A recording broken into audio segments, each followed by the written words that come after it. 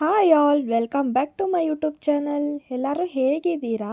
ನಾನಿವತ್ತು ಅವರೆಕಾಳಿನ ಪಲ್ಯ ಮಾಡ್ತಾಯಿದ್ದೀನಿ. ಬನ್ನಿ ನೋಡೋಣ ಯಾವ ಥರ ಮಾಡೋದು ಅಂತ. 2 ಟೇಬಲ್ ಸ್ಪೂನಷ್ಟು ಆಯಿಲ್ ಹಾಕಿದ್ದೀನಿ. ಆಲೂಗಡ್ಡೆನ ಸಣ್ಣ ಸಣ್ಣದಲ್ಲಿ ಹಚ್ಕೊಂಡಿದ್ದೀನಿ.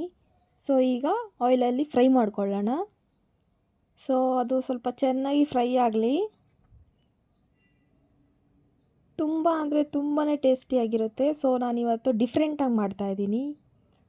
ಸೊ ಅದೇ ಬಾಣಲಿಗೆ ಆಯಿಲ್ ಹಾಕ್ತಾಯಿದ್ದೀನಿ. 3 ಟೇಬಲ್ ಸ್ಪೂನ್ ಆಗೋಷ್ಟು ಸಾಸಿವೆ, ಕರಿಬೇವಿನ ಸೊಪ್ಪು, ಈರುಳ್ಳಿ, ಒಣಗಿದ ಮೆಣಸಿನಕಾಯಿ, ಇಷ್ಟನ್ನು ಫ್ರೈ ಮಾಡ್ಕೊಳ್ಳೋಣ.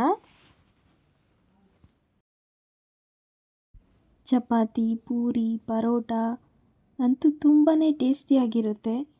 ಯಾವುದೇ ಮಸಾಲೆ ಹಾಕ್ದಿರೇ ನಾನು ಮಾಡ್ತಾಯಿದ್ದೀನಿ. ರುಚಿಗೆ ತಕ್ಕಷ್ಟು ಉಪ್ಪು,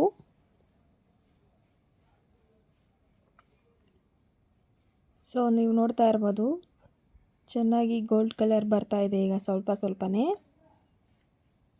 ಸೊ ಪೆಪ್ಪರ್ ಪೌಡ್ರ್ ಹಾಕ್ತಾಯಿದ್ದೀನಿ.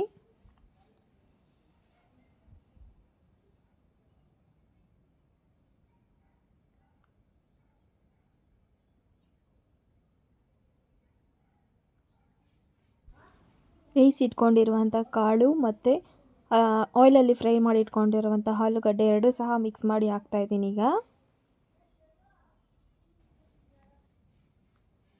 ಸೊ ಈಗ ಮಿಕ್ಸ್ ಮಾಡ್ಕೊಳ್ಳೋಣ ಎಲ್ಲ.